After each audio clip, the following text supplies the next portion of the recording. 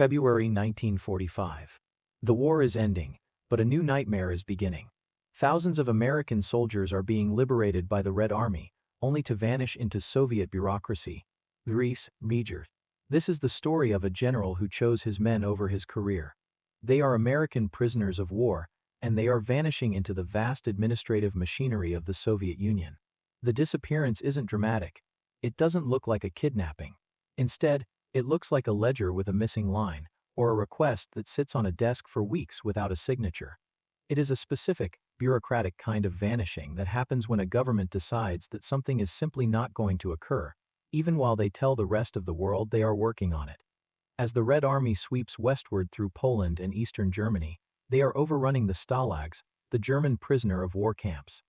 Inside these fences are thousands of American, British, and Allied soldiers who have been waiting for years to see a friendly face. The liberation of these men is a byproduct of the Soviet advance, an unplanned consequence of a military machine focused on crushing the Third Reich. For the American soldiers behind the wire, the sight of Soviet tanks should have been the end of their nightmare. Stalin signed the Yalta Agreement promising to return our men.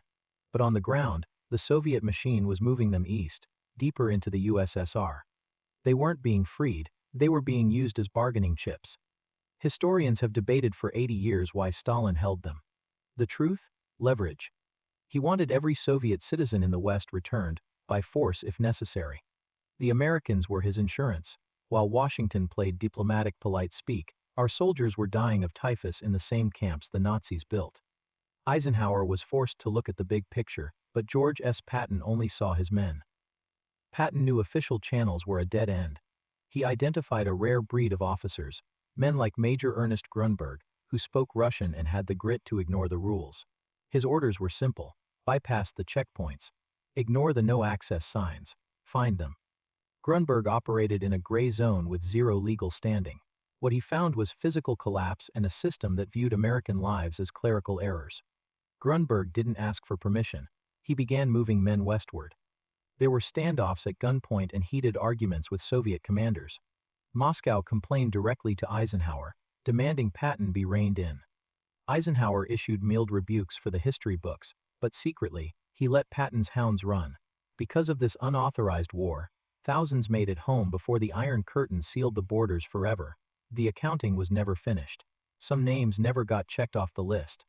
Patton died months later, warning that we had traded one barbarism for another.